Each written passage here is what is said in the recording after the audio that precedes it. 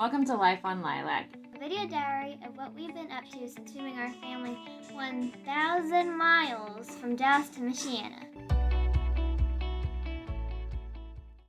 Good morning. I'm out on our property this morning that we just moved to 2 weeks ago, and I am doing something that feels very out of character today. I am putting an herbicide on poison ivy. This is something that I don't feel super comfortable with. I prefer to do things naturally, to not put harsh chemicals in the ground. But when we moved to this property, it had been neglected for a long time. And, you know, there are signs that someone really loved this place and really loved the grounds at some point. But it looks like for at least the last 5 to 10 years, nobody's really done much but mow the lawn. And that means there's a lot of poison ivy. So it's not something that I want to do, but it really feels like it's something that needs to happen. If you see poison ivy on your property and it's just a little bit, you can actually do natural things to take care of it. You can do vinegar, you can do salt. At this point, it's in and around every bit of landscaping. Now, I haven't seen much in the back, and I really haven't seen much where I'm doing it today. This is on the south side. Most of it has been along the stone wall in the front, just on one side. I didn't do a very good job pointing here. Let me see if I can fix that. Okay, most of it has been on this side, this stone wall. I mean, and it was really, really full of poison ivy and other beautiful things that I want to preserve. And then there is a huge branch of it. It looked like a decorative vine flowing over the top of that thing. And then on the other side, the north side, we share a border with a condominium, like a complex over there. And there was just tons of poison ivy all along that whole side too. I guess I'll share what I'm using, even though I really don't like to promote this kind of thing. I put it in a bucket because I don't want any dripping on the ground. And then this is especially made for poison ivy. It is a Roundup Poison Ivy and Tough Brush kit. And it comes with this nozzle, 3 different on-off switches, which I really appreciate because you really have to try to turn it on. And then it already comes with a battery-powered sprayer. Just wanted it to be as simple as possible since I don't really want to do it in the first place, but it really needs to be taken care of. And we have a cat. If the cat gets into it and then comes inside, we could all be in for it. So all you do is just kind of spray the leaves. I'm being kind of careful in here, but there's really not much that I need to save in here. Like this, a honeysuckle runs rampant out here. This is a raspberry.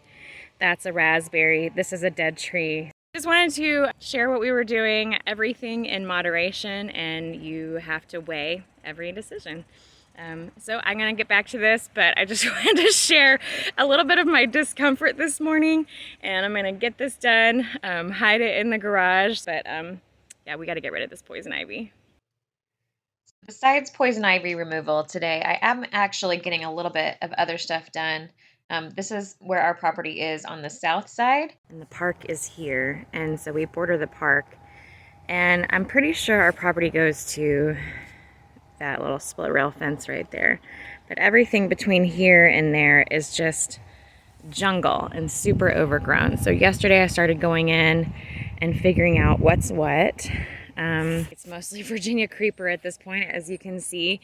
These are, we're calling them Christmas trees because I don't know if they are a type of spruce or a type of fir. I'm not really familiar with. I think it's a fir. Anyway, they're gorgeous, but they've been overrun with vines for however long they've been here. This is actually 2. That probably wasn't supposed to be 2. And I'm trying to uncover them and then take down any tree or bush that's intersecting with them. So I'll need to take down this one too. But things that are not touching that I like that's a redbud back there. It's really not messing with it, and it's facing the park. So that's kind of nice. That's going to be really pretty in the spring. So I'll leave that for now. But I'm really trying to uncover these guys. I think the vine started dying. I cut it hopefully somewhere along the trunk up there, but it was just covering. So sad. Look at this one. That one's like 30 feet tall. Beautiful. Beautiful. This one that has two, I'm probably going to cut one of them at some point. Well, I'm definitely going to cut one of them. I just don't know which one's healthier. And whichever one I cut, I'm going to wait until Christmas and we'll put it somewhere in the house. I think that'll be funny. All right, that one is just awesome.